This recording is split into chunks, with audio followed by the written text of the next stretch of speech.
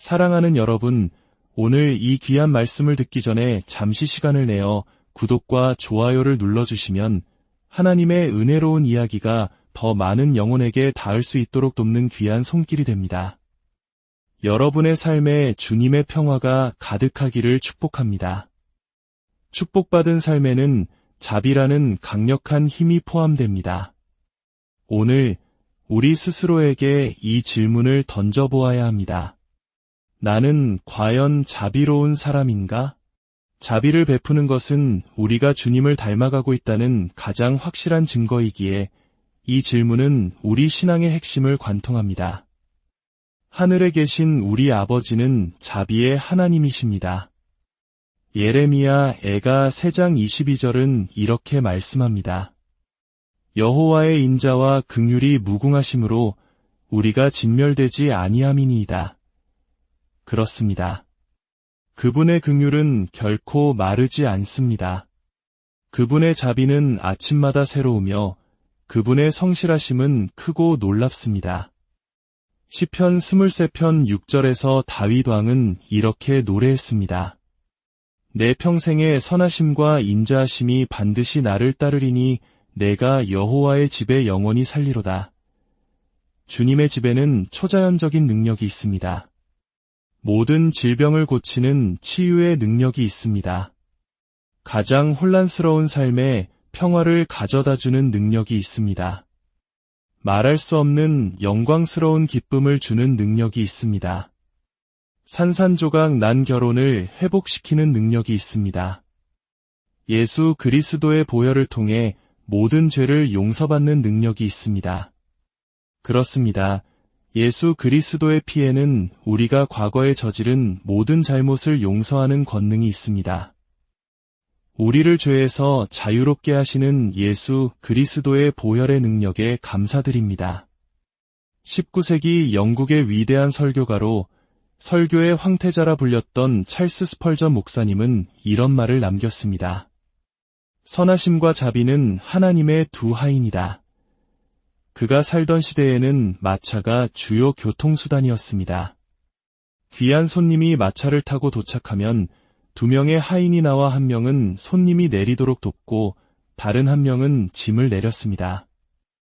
스펄전 목사님은 바로 이 하인의 하나님의 2가지 성품을 비유한 것입니다. 그는 말했습니다. 선하심은 우리가 받을 자격이 없는 것을 우리에게 주시고 자비는 우리가 마땅히 받아야 할 심판으로부터 우리를 지켜주신다. 매일 아침 새롭게 부어주시는 그분의 자비에 감사드립니다. 야고보서 5장 11절은 주는 가장 자비하시고 긍휼히 여기시는 이신이라 라고 말씀합니다. 그렇다면 여러분은 어떻습니까? 우리는 자비를 베풀 때 그 어느 때보다 하나님을 닮게 됩니다. 그리고 자비를 베풀기를 거부할 때 우리는 그 어느 때보다 사탄을 닮게 됩니다. 분명히 합시다. 만약 당신이 자비롭지 않다면 당신은 진정한 그리스도인이라 할 수 없습니다. 당신이 얼마나 큰 소리로 나 같은 죄인 살리신을 부르는지 사탄은 신경 쓰지 않습니다. 당신이 찡그린 얼굴과 자비 없는 마음으로 그 찬송을 부른다면 말입니다. 어쩌면 지금 당신 옆에 앉아있는 형제, 자매는 마음이 부서져 있을지 모릅니다. 그들은 희망을 찾고 치유를 갈망하고 있습니다.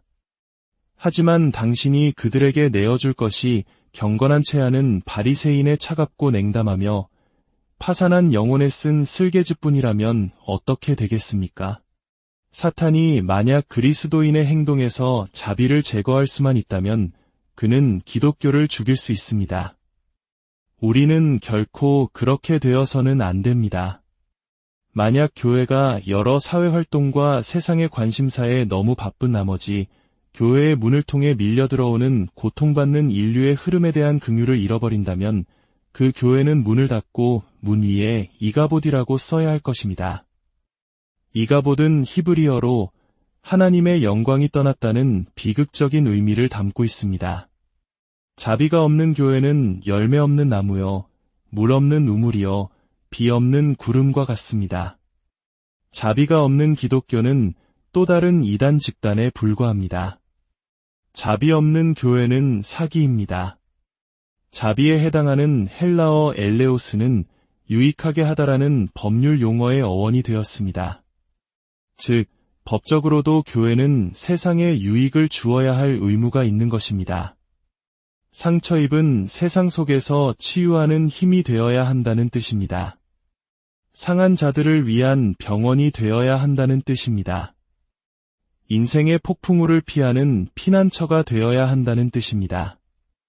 악의 힘에 짓밟힌 삶을 위한 희망의 성소가 되어야 한다는 뜻입니다. 우리는 누구를 끌어내릴까 찾는 사람들이 아닙니다.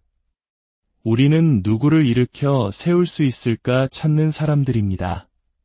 우리는 누구를 내쫓을까 찾는 사람들이 아니라 누구를 안으로 데려올 수 있을까 찾는 사람들입니다. 정죄하고 거부하는 것이 아니라 회복시키고 되찾아 하나님의 나라로 이끄는 것. 그것이 바로 우리의 사명입니다. 그렇다면 자비롭다는 것은 무엇일까요?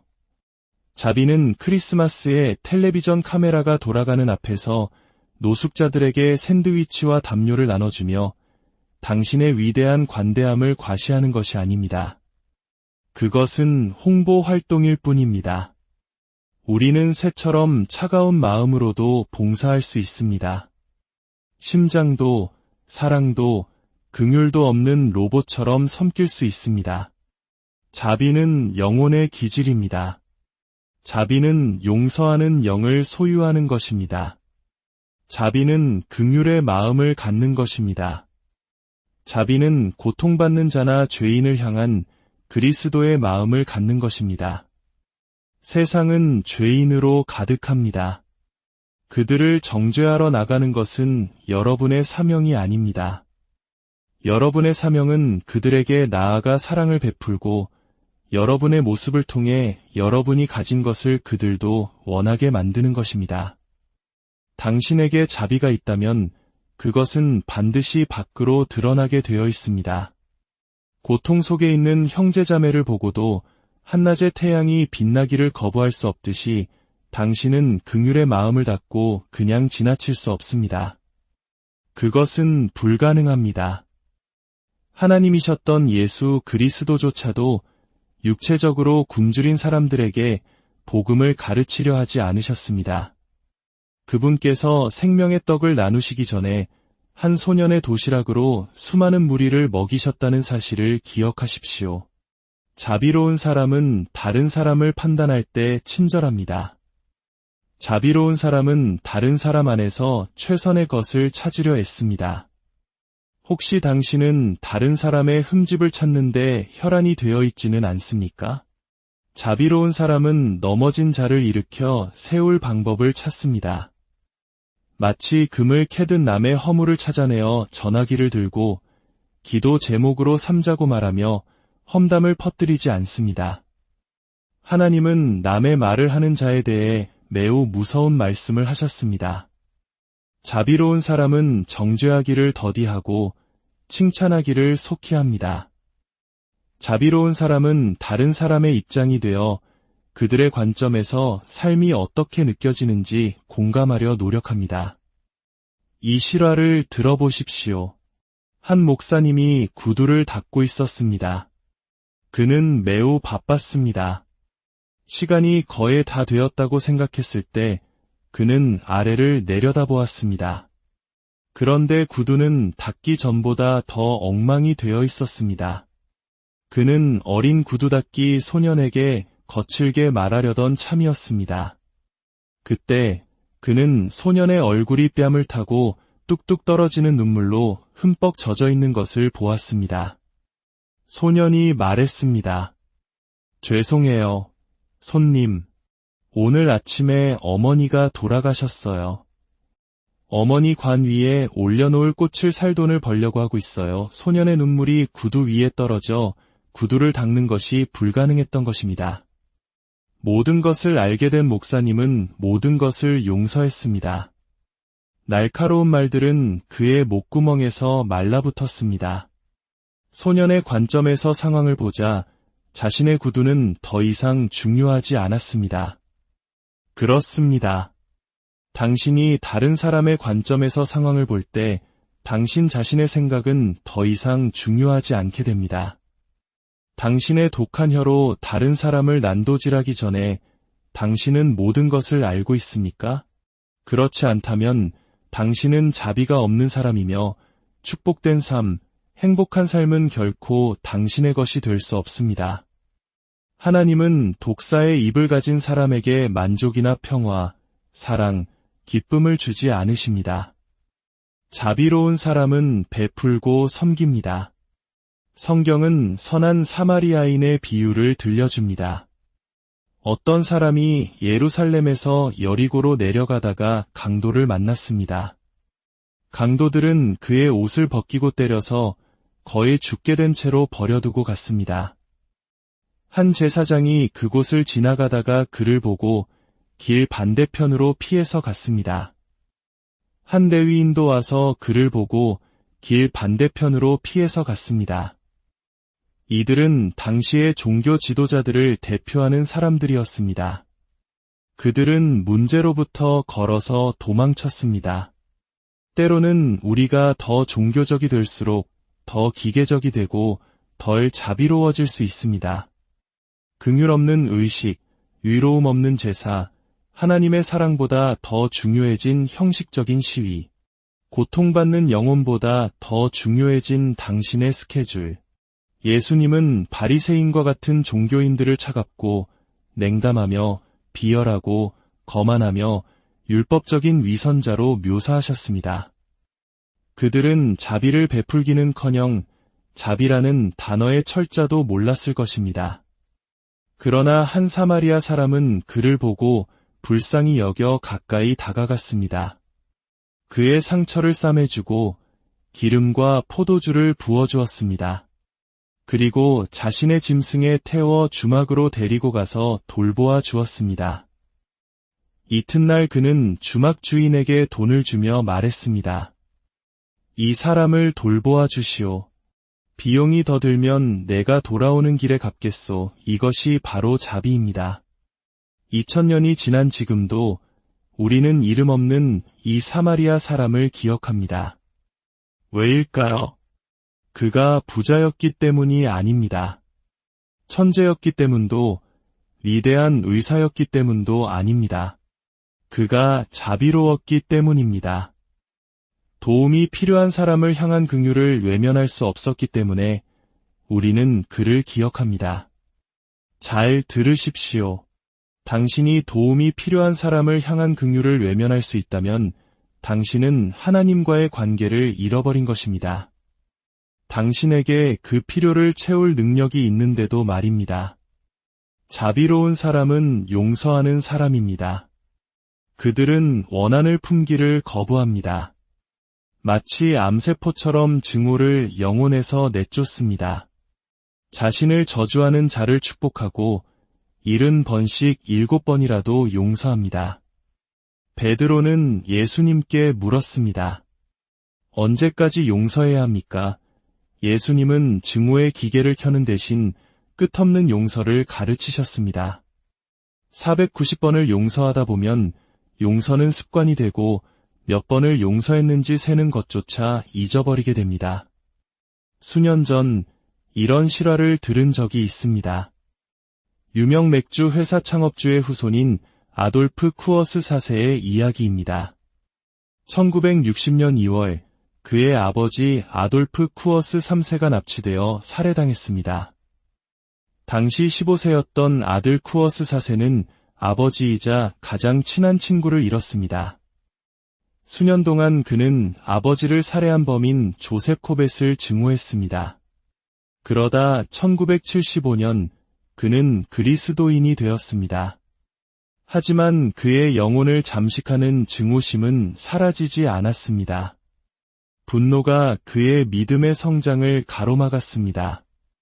그는 하나님께 도움을 구했습니다. 범인에 대한 증오가 자신을 하나님과 다른 사람들로부터 멀어지게 하고 있음을 깨달았기 때문입니다. 마침내 그날이 왔습니다. 그는 성령의 임재를 구하며 콜로라도의 교도소를 찾아가 아버지를 죽인 범인 코벳을 만나려 했습니다. 코벳은 만남을 거부했습니다. 쿠어스는 성경 한 권을 남기고 떠났습니다. 그 성경에는 이런 글이 적혀 있었습니다. 저는 오늘 당신을 만나러 왔지만 만나지 못해 유감입니다. 그리스도인으로서 저는 주 예수 그리스도의 명령에 따라 당신을 용서해야 합니다. 저는 당신을 용서합니다. 그리고 제 마음속에 당신을 향해 품었던 증오에 대해 저를 용서해 주시길 바랍니다. 얼마나 놀라운 고백입니까? 훗날 쿠어스는 이렇게 고백했습니다. 저는 그 사람에 대해 오직 예수 그리스도만이 제 마음에 심어주실 수 있는 사랑을 갖게 되었습니다. 이것이 바로 자비입니다. 여러분에게는 이런 자비가 있습니까?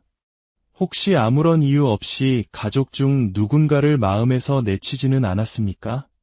탕자가 집에 돌아왔을 때 아버지는 그를 꾸짖지 않았습니다. 내가 내 돈을 다 탕진하고 내 이름에 먹칠을 하고 돼지 냄새를 풍기며 돌아왔으니 썩 꺼져라 라고 말하지 않았습니다. 아버지는 말했습니다. 내 모든 것이 내 것이다. 내 아들에게 새 옷과 새 신을 가져오너라. 왜 신발이었을까요? 당시 노예들은 맨발로 다녔기 때문입니다. 신발은 자유인의 상징이었습니다. 아버지는 그 자리에서 아들의 신분을 회복시켜 주었습니다. 그것이 바로 자비입니다. 여러분의 가정에는 자비가 있습니까? 당신을 실망시킨 남편, 아내, 아들, 딸을 용서할 수 있습니까? 하나님의 자비는 용서할 길을 찾습니다.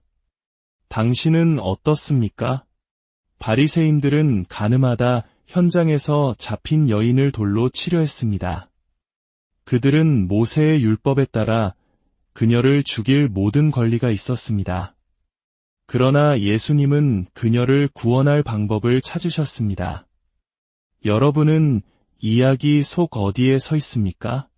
손에 돌을 들고 분노와 심판으로 가득 차 있습니까? 아니면 모래바다에 무릎 꿇고 마음속에 자비를 품고 있습니까? 자비는 넘어진 자를 회복시키는 데서 나타납니다. 갈라디아서 6장 1절에서 바울은 말합니다. 형제들아, 사람이 만일 무슨 범죄한 일이 드러나거든 신령한 너희는 온유한 심령으로 그러한 자를 바로잡고 너 자신을 살펴보아 너도 시험을 받을까 두려워하라. 여기서 주목할 점은 신령한 너희는이라는 구절입니다. 종교적인 사람이 아니라 신령한 사람, 즉 성령으로 충만한 사람이 넘어진 형제를 회복시킬 수 있다는 것입니다. 자비는 고백과 치유의 길을 찾지만 바리새인은 정죄하고 파괴할 도를 찾습니다. 당신은 어느 쪽입니까? 회복은 어렵습니다. 돌을 든 바리새인이라면 누구나 비방하고 학살할 수 있습니다. 바울은 고린도 교회에 보낸 첫 번째 편지에서 그들의 끔찍한 죄악들을 책망했습니다. 하지만 그들이 바울의 책망을 듣고 회개했을 때 바울은 두 번째 편지에서 이렇게 말합니다. 내가 범사에 너희를 신뢰하노라. 바울은 그들을 용서하고 신뢰했습니다. 자비가 넘어진 형제나 자매의 어깨에 팔을 두르고 나는 당신을 신뢰합니다. 당신은 다시 일어설 수 있습니다. 라고 말할 때 그곳에는 치유의 능력이 있습니다. 과거가 당신의 미래를 지배하게 두지 마십시오. 베드로가 예수님을 부인했을 때 그는 영혼이 저주받을 위험에 처했습니다. 그러나 부활하신 예수님께서 가장 먼저 하신 말씀은 이것이었습니다. 가서 내 제자들과 베드로에게 이르라. 고통받는 그의 영혼 위에 자비의 기름을 부어주라고 특별히 명하신 것입니다. 마지막으로 이것 하나만 기억하십시오. 동정은 때로 눈물로 이어지는 감정입니다. 하지만 행동할 의지가 없다면 그 눈물은 의미가 없습니다. 예수님은 우셨지만 우는 것보다 훨씬 더 많은 일을 하셨습니다. 그분은 행동하셨습니다. 십자가로 가셔서 저와 여러분의 죄를 위해 죽으셨습니다. 자비는 행동합니다. 만약 당신의 형제에게 10만 원이 필요한데 당신 주머니에 20만 원이 있다면 그의 필요를 위해 기도만 하지 마십시오. 그 10만 원을 그에게 주십시오. 그것이 바로 행동하는 자비입니다. 혹시 당신의 삶에 오늘 용서해야 할 사람이 있습니까? 당신이 놓지 못하는 과거의 원한이 있습니까? 하나님의 은혜만이 치유할 수 있는 고통스러운 기억이 있습니까? 당신의 마음과 입에서 그 모든 독을 제거할 때 당신이 얼마나 행복해질 수 있는지 상상할 수 없을 것입니다. 오늘 이후로 주님 앞에서 자비를 실천하며 살기로 결단하십시오. 이제 주님께서 당신에게 복을 주시고 당신을 지키시기를 원하며 주님께서 그의 얼굴을 당신에게 비추사 은혜 베푸시기를 원하며 주님께서 그 얼굴을 당신에게로 향하여 드사 평강 주시기를 원합니다. 오늘 이 자리를 떠날 때 하나님의 자비가 여러분의 영혼 속에서 폭발하여 여러분이 말하고 행하는 모든 일 가운데 나타나기를 바랍니다. 예수 그리스도의 이름으로 이 축복을 받으십시오. 하나님의 모든 자녀들이